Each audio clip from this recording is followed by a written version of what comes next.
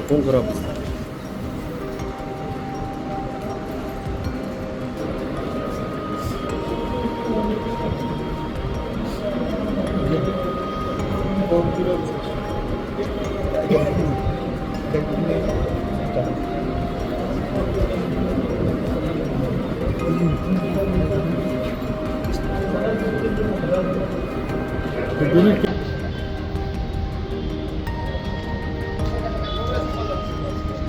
हा बस ना आता. मोबाईल वाजी म्हणजे समोर येईल मग कॅमेऱ्याचे.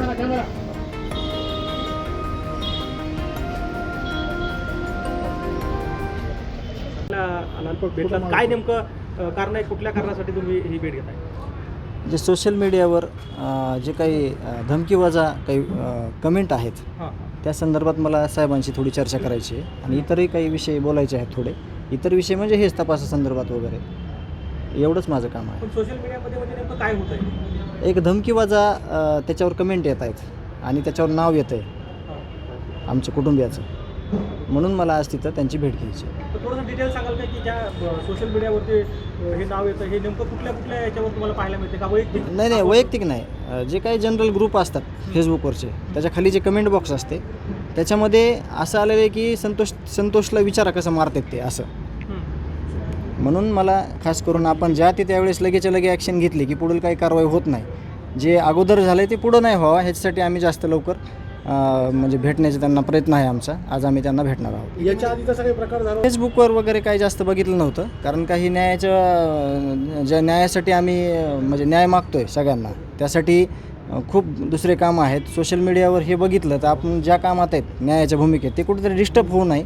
पण आज मला दाखवलेला जो स्क्रीनशॉट आहे किंवा मी बघितलेला तो मीच बघितलेला आहे आणि त्या संदर्भात मी त्यांच्यासोबत चर्चा करेन. आतापर्यंत अशा किती त्याच्यावर त्याच्यात कमेंट आहेत आणि स्क्रीनशॉट सगळे आम्ही जोडून साहेबांना आम्ही देत आहोत. काय मागणी करणार की याच्यावर कारवाई करा जेणेकरून काही वेगळा प्रकार घडू नये किंवा आमची जिम्मेदारी घ्या सगळी. जर अशा धमक्या येऊ लागल्या तर आपण त्यांना जिम्मेदारीची भाषा करणं आपलं काम आहे. इतर जो तपास चाललेला आहे मग पोलिसांना देण्या संदर्भात आपण नाही त्यांच्याकडूनच आम्ही जाणून घेणार आहोत की कुठं काही अजून माहिती आमच्याकडून पाहिजे का किंवा काही अडचणी असतील तर आम्हाला काही देता येईल त्यांना, त्या संदर्भात पण आमची चर्चा होईल. की धनंजय मुंडे जे आहेत ते भगवानगडावरती मुक्कामी राहिले आणि सकाळपासूनचं जे काही तुम्ही पाहताय एकंदरीत कसं पाहताय या सगळ्या गोष्टीकडे? धनंजय मुंडेची पाठराखण नामदेव शास्त्री यांनी केली. नाही मी त्यावर काही बोलणार नाही. मी न्याय मागतोय. माझ्या भावाची ज्यांनी हत्या केली त्यांना फाशीची शिक्षा व्हावी यासाठी आम्ही न्याय मागतोय. ते न्यायाच्या भूमिकेमध्ये असणारे मुख्यमंत्री साहेब उपमुख्यमंत्री साहेब आमचा यांच्यावर विश्वास आहे आणि न्यायप्रविष्ट आहे हा विषय. आम्ही न्याय मागतोय त्या न्यायावर त्यांनी विश्वास दिलेला आहे. या पलीकडे मी याच्यावर काय बोलणार?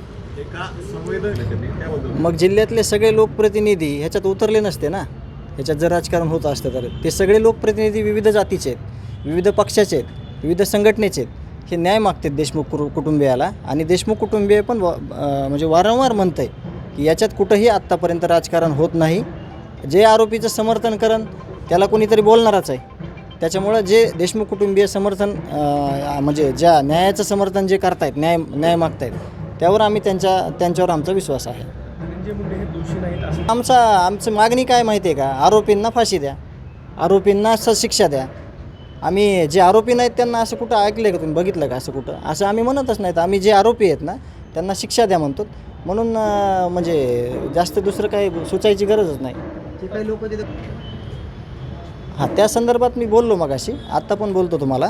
जर त्यांना कुठं थापडथुपड झाली असली आणि त्याच्या बदल्यात जर त्यांनी खून केला तर त्या लोकांचं सगळं कॅरेक्टर कदाचित माहीत नसणार की ते कोण लोक होते. ते साधू संत होते का ते म्हणजे मागून खाणारे लोक होते का काय होते. त्यांनी खंडणीचे त्यांच्यावर आधी पण गुन्हे आहेत. त्यांच्यावर 6, 8, 10, 22पर्यंत एकावर गंभीर गुन्हे आहेत. काही आरोपी त्याच्यातले फरार आहेत कागदपत्रावर, त्याच्यावर कुठलंही कारवाई झालेली नाही. आणि म्हणून त्यावर जर कारवाई झाली असती तर परत ते तिथं तरी आले नसते. किंवा समजा एखाद्याच्या गावात गेलेत आणि सरपंचानं तिथं का म्हणजे एखाद्या दलित बांधवाला मारल्यावर जर तिथं जाणं चुकीचं असलं तर मग त्या दलित बांधवाला पण मारून टाकलं असतं. अंजली दमाने असं असू शकतं. कुठलेच कागदपत्र त्यांनी बघितले, ज्यांनी जे बघल. आता आम्ही पण ते कागदपत्रच दाखवतो आहे. आम्ही तोंडी काहीच बोलत नाहीत. जे कागदपत्र आहेत, जे गुन्हे आहेत ते आम्ही दाखवतो आहे आणि त्यावरच ही कारवाई आहे.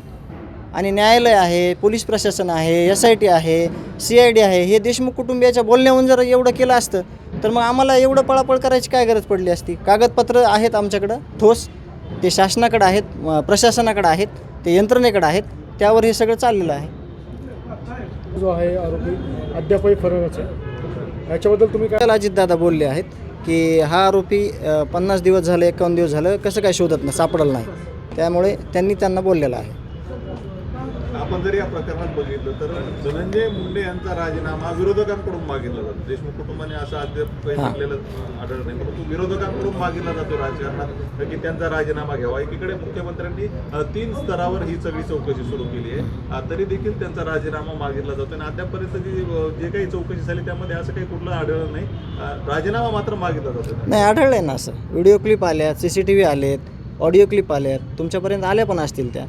आणि आमची मागणी एक आहे, याच्यात आमच्या न्यायाच्या भूमिकेमध्ये जर कोणी प्रेशराईज केलं यंत्रणेला तर त्याचं जिम्मेदार कोण.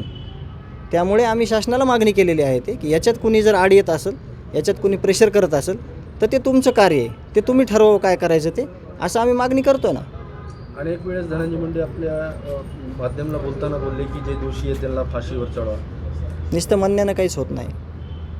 इतर लोकप्रतिनिधी आहेत, त्यांनी अधिवेशन गाजवलं. संतोष अण्णा देशमुख यांची हत्या झाल्यापासून हे लोकप्रतिनिधी रस्त्यावर उतरलेले आहेत.